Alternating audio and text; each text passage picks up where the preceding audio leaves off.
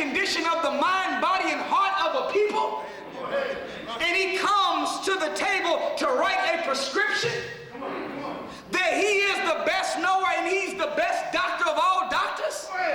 Well, if Allah has studied us and diagnosed our psychological, mental, emotional, and physical problems and prescribed for us fasting and prayer and fighting, then what do we look like trying to do anything else but pray, fast, and kick behind as often as possible? What kind of patient are we? No, we should be about following the doctor's orders. Is that right? And when the doctor gives you medicine, what they tell you? Even if you start feeling better, continue taking the medicine until all the pills in the bottle is gone. But when you first accept Islam, you start feeling better. But just because you feel better, that don't mean to stop praying. That don't mean to stop fasting. And that don't mean to stop fighting the cause of Allah. So Allah God ain't just interested in people that are good R rolling, good Arabic speaking, or good auditing Negroes. Did you hear me? Yes, sir. Not just quotologists. Allah God is interested in soldiers. In fact, in the Bible, whenever Allah describes the Son of Man, in Ezekiel, it says that the Son of Man was in the valley with the dry bones. Yeah. And he was speaking to those bones. Right. Is that right? Yes, sir. When he was speaking to the bones, he only asked the bones to do two things.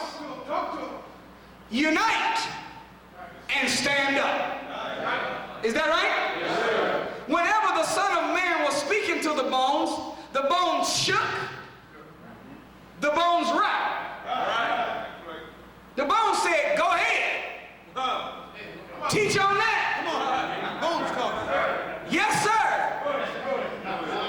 But he wasn't interested in getting somebody to clap. Come on, teach us. Or bear witness. He was interested in getting them to unite and stand up. So when the Son of Man went back to the Supreme Being, he said to the Lord that I've been speaking to the bones, asking them to unite and stand up. They rattled, but they have not united nor stood up. Then Allah told the Son of Man, stop speaking to the bones and start speaking to the winds, and let the winds whip them into shape. Did you hear? The Honorable Louis Farrakhan said the winds represent trials, tribulations, circumstances. When he went back and began speaking to the winds began to whoop on them dry bones. And them dry bones stood up and united, didn't it? Yes, sir. It didn't say they became an exceedingly great choir or an exceedingly great study group or an exceedingly great book club. No, they became an exceedingly great what? Army.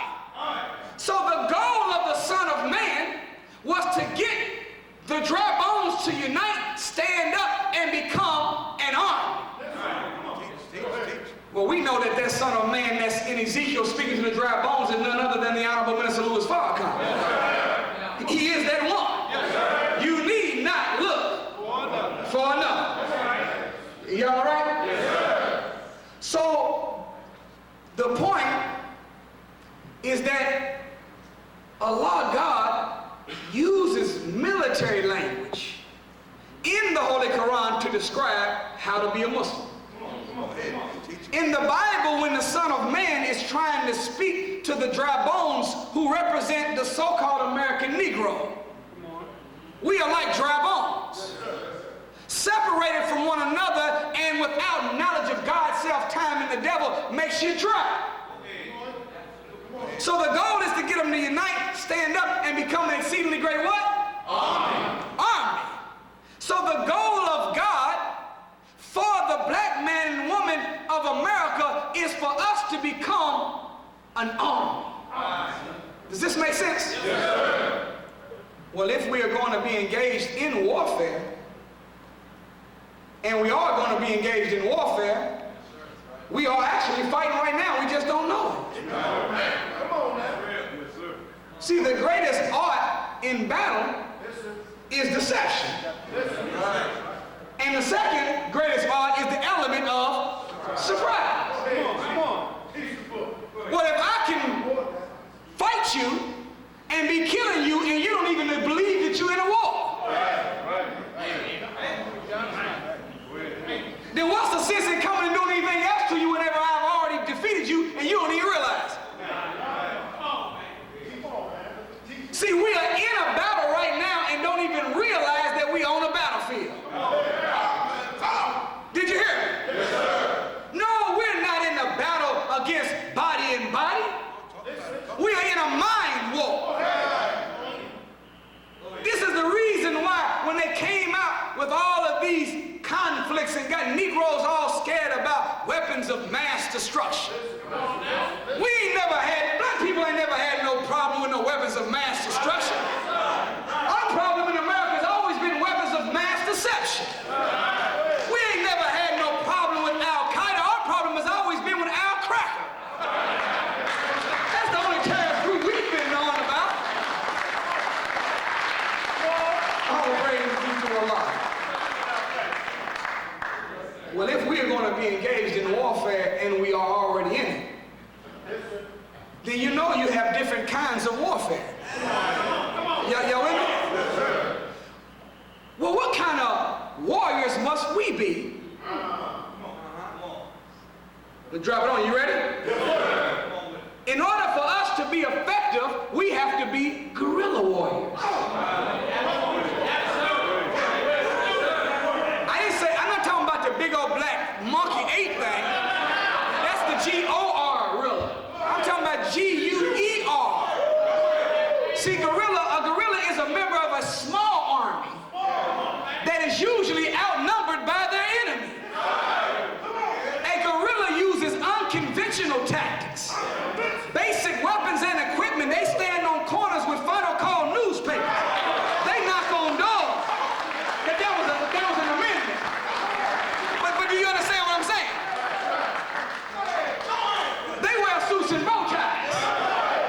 Why? Because why y'all wear suits and bow ties? What are y'all going to a wedding? Yeah, we marrying black people.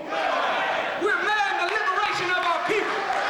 And we as Muslims vow that we're going to fight for freedom, justice, and equality through rich or poor, better or worse, in sickness and in health. Till death do us part, we're going to be found back in the Honorable Louis Farrakhan. Where y'all going? What's going on? Why y'all got on these suits and stuff? This is our war drug. It's our war. One of the principles in warfare is you want to camouflage. Is that right? So if you're in conflict with your enemy, it does a great service if you dress like your enemy. So we move in a suit because that's the way the power of this world moves in. So we move right in among us and everybody want to know, hey, are you a lawyer? I mean, what do you do for a living? Well, why do you guys have on that bow tie? We put the bow tie on because just in case you come and we in conflict, the straight tie might be used as a weapon against me. So you might be able to grab the back of it and use it to choke me out. But if I got on a bow tie and you decide to make that move on me, you get a handful of bow tie and a mouthful of fists. That's what ends up happening to you. You in your war drill. Oh, praise be to Allah. Oh, praise be to Allah. Y'all all right? A guerrilla warrior are the fighting force which represent a people or a cause. There are 6 laws of guerrilla warfare. The number 1 law of guerrilla warfare is called homogeneity. I'm gonna have to clean it up. Just in case, because you know homo means something different now. That's not the type of homo we're talking about. You can come as you are, but you cannot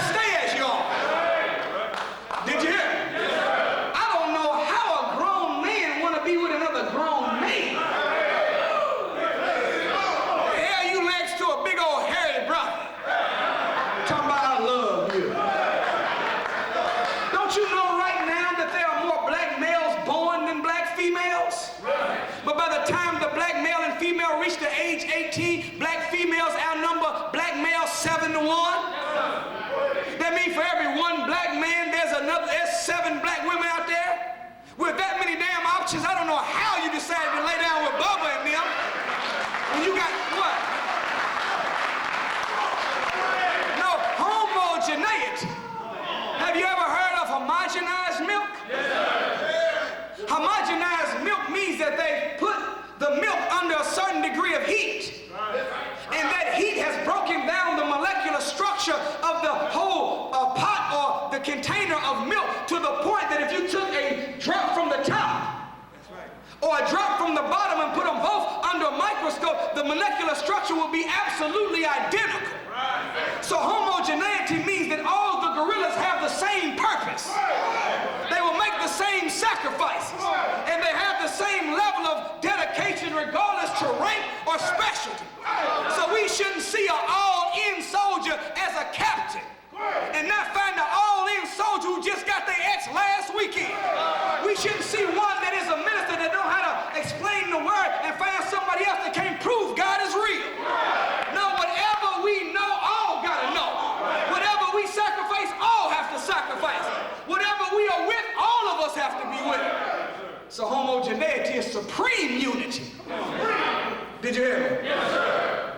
It's important to be united. In fact, Allah instructs the believers in the 3rd chapter to hold fast to the rope of Allah. All together. And be not what? Why do you want us to hold fast to the rope or the covenant of Allah all together? Why do you call it a rope, Yusuf Ali? See, any time that you in a sea of sin, somebody might throw you a rope over line. Is that right? Yes, sir. And if you grab hold of the rope, you can climb out of the sea of sin into a ark that might save your life. Y'all with me? Yes, sir. Well, if all of us was on the rope together, not by ourselves, but together, then just in case one of your brothers gets a little weak, you can see it. He can say, look, hey, I'm starting to slip. Right. And you might say, hold on, brother, I got you. Huh? You double the rope on that one hand and reach down and grab your brother's hand and put it back on, and you ask, you all right now? And once your brother gets his firm grip back on, you can grab yours with 2 hands. The point is, when you're doing something all together, you can borrow from one another's strength. The other side of it is, if I'm on the rope and I see you and you just came in the ranks and you look like you had a tight grip. And I've been here for 20 years, well, I look like getting weak.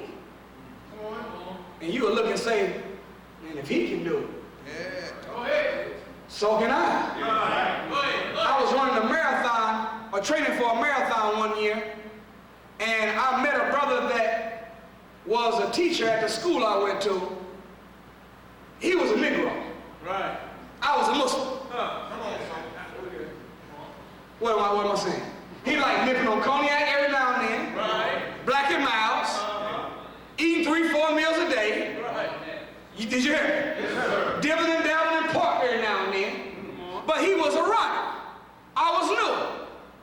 Well, one day we got out there on a long, we was on a 21-mile run. I got tired just saying that. 21-mile run. And around 17 miles, I was hurting bad. Yes, sir. And I said, man, I'm hurting bad. I looked over at my partner, his back was straight. His stride was good. Man, baby, nice pace. And I said to myself, I'm not going to let no cognac lipping, black and mild, smoking bacon, swallowing Negro out and beat me. If he can do it, so can I. So I stayed with it. We got all the way to 21 miles and we fell out in the grass. Guess what this brother got the audacity to say to me? He said, brother, I got to be honest with you. I was hurting around that 17-mile mark.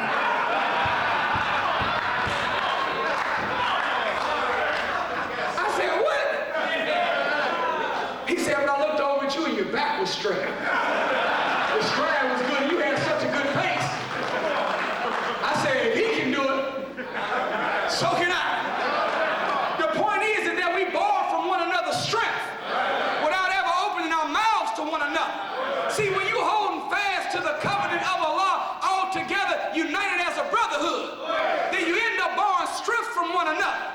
So when I come to the mosque and I know that the temptation of yours is like it unto every man, and I see you catching hell, I'm catching hell, but you got a smile on my face, I'm putting a smile on my face. If I see you still grinding the cause, and I know you're going through something, I'm going to keep grinding the cause, and I'm going through something with you. So homogeneity, being homogenized, being united, is the formula for success. The Honorable Minister Louis Farrakhan taught an example once. He said, do you know that a goose flying by itself can only fly at 12 miles per hour? But if that same goose is in formation with other geese and gathered, ranged in ranks, then the same goose that by itself can only fly at 12 miles per hour when it's in unity with other geese, it now can fly at 65 miles per hour. See, it's something about doing things in unity that bring power out of yourself that you didn't know you had in yourself. Don't you know that the brain has a 80-20 rule as a survival mechanism? That means that before, right when you get to the point where your mind says quit, I can't go no far, I can't do no more, this is the most that I can do, that means you're only officially at 80%. It cuts off at 80% to conserve some degree of power and energy just in case an emergency shows up. So anytime you reach the point where you think it's time to lay down, punk out, or quit, you're only at 80% of your capacity. The only people that ever become great are those that don't bow down to the 80% rule. It's when you say to yourself, you know what, I got more in me than what my mind is saying. And just like I put my mind over matter, now I'm going to put my mind over my mind and then put it over my mind. So I'm going to step into that other 20% range. And when you get into the other 20% range, that's where greatness comes. Did you hear? So don't ever say that, well, I'm just too tired. No, you at 80%. Keep on pushing. Don't you realize that if every time you get to the 80% you quit, that you'll only maintain your stage of development? But in order for you to bust through, to break through to another level, you got to tap into the unknown. You got to sometimes put your mind over your matter, tell your body to do what it don't feel like doing. But sometimes you got to put your mind over your mind. Tell your mind to do it. One of the biggest impediments of us is that we wait to feel good to do good. If you're a God, you don't wait to feel good to do good. You do good and feel good. One of our biggest problems is we waiting for the Spirit to move us. But hell, move the Spirit. So whenever you put mind over mind, you're not waiting on the feel good to do good. You do good and make yourself feel good. When you put mind over mind, you're not waiting on the Spirit to move you. No, you are God. I'm moving the Spirit. Does that make sense? So homogeneity becomes very important. In fact, and our Savior has arrived, the most honorable Elijah Muhammad said that all of the Muslims are Allah's. Not apostrophe S. If he would have put an apostrophe S, that would have mean that it was a singular possession of the subject. Yes, we are Allah's, we are his possession. But he didn't put an apostrophe S, he put an S on the word Allah. Meaning he turns the word Allah, the all-wise, all-powerful God, into a plural proper noun. So if all of the Muslims are Allah's, then we God's. No, when the God deems the thing, he says, being it is. He's not waiting on the Spirit to move him, he's going to move the Spirit. He's not waiting for his mind to say what needs to be done. it wants to do and then tell its mind what it's going to do. He's putting mind over mind, then mind over matter. He ain't going to wait to feel good to do good. He's going to do good. And at the end of it, he's going to feel good. Are y'all right? So, homogeneity, unity, allows us to borrow from one another's strength when we don't even know it. Homogeneity, divine unity, supreme unity, allows us to be able to fly at 65 miles per hour versus 12 miles per hour by ourselves. Did you hear me? Yes, sir. Homogeneity allows us to become Allahs and say be, and it is. The second law of guerrilla warfare is respect for the leader. All guerrillas will obey their leaders. All guerrillas will protect their units and each individual guerrilla. There's only one leader. Did you hear me? Yes, sir. And that leader that is present today is the Honorable Minister Louis Farrakhan. So there has to be respect for that man. Did you hear me?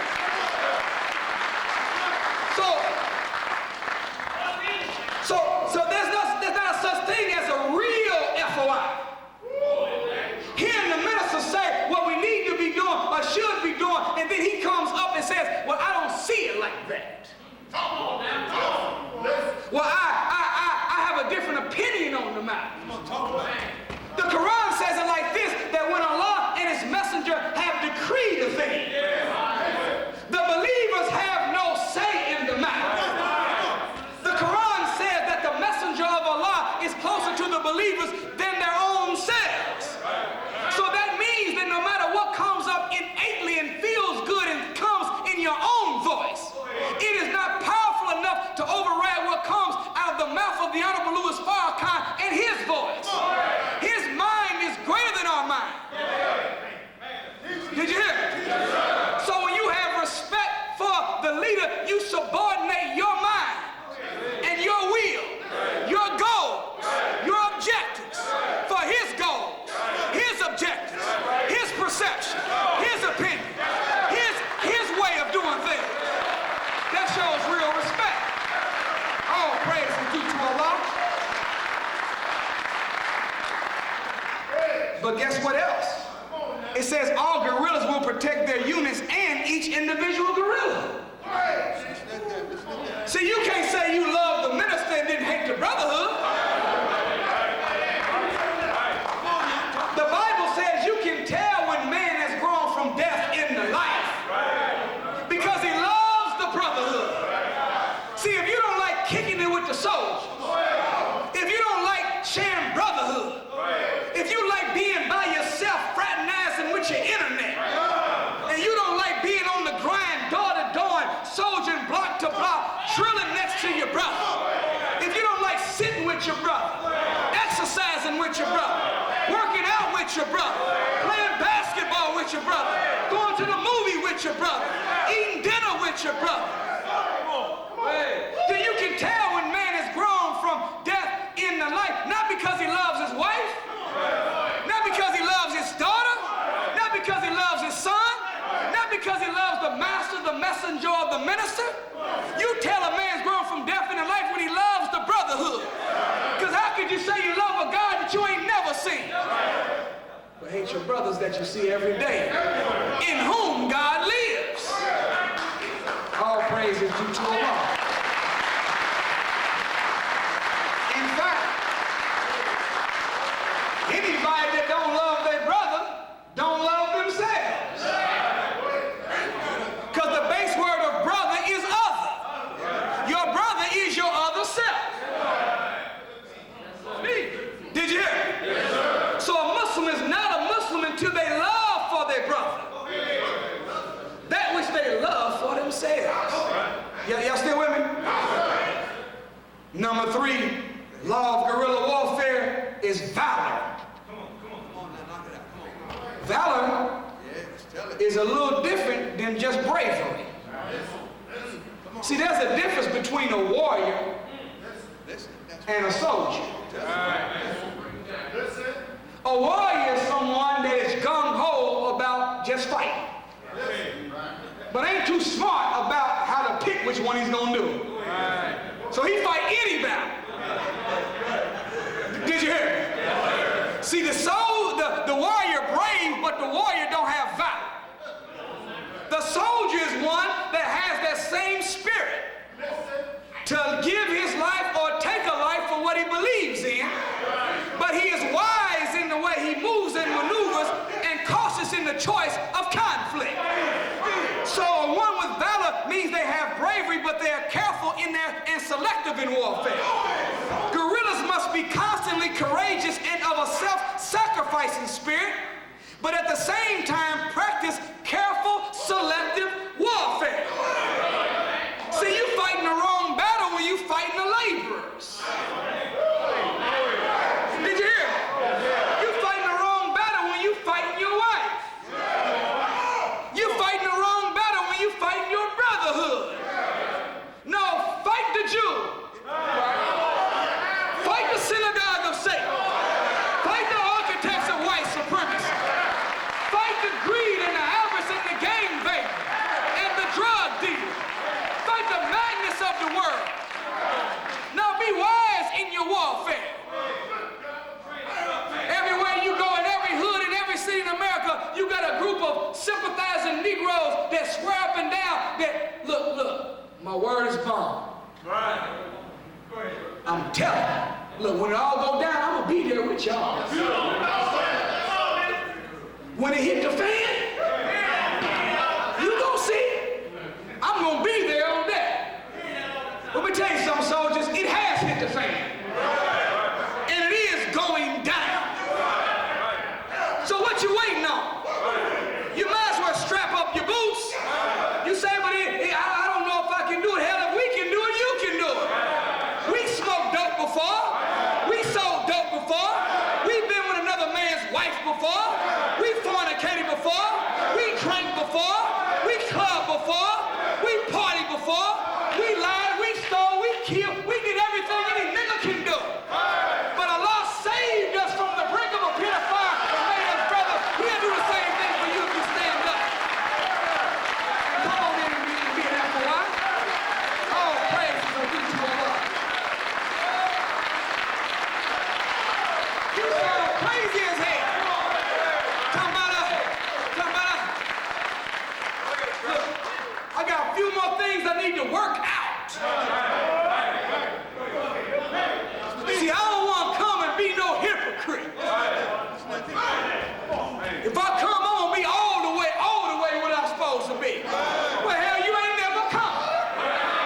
I just got to get myself together, then I'm going to join. Well, if you can get yourself together out there in the wilderness of North America, then you would need a Muhammad Mosque number 4 or Muhammad Mosque number 6. You wouldn't need a Nation of Islam. We wouldn't need an FOI class. No, the mosque is set up because we can't get ourselves together. You gotta come and hold fast to this rope. All together, you gotta come in formation with these other goose and gander. I don't know about you, but has anybody in here ever made some mistakes before? Has anybody in here ever reflected and said, man, I wish I would have done and I wish I would not have done? But don't you know everything we wish we would have done and things that we did that we wish we wouldn't have done, that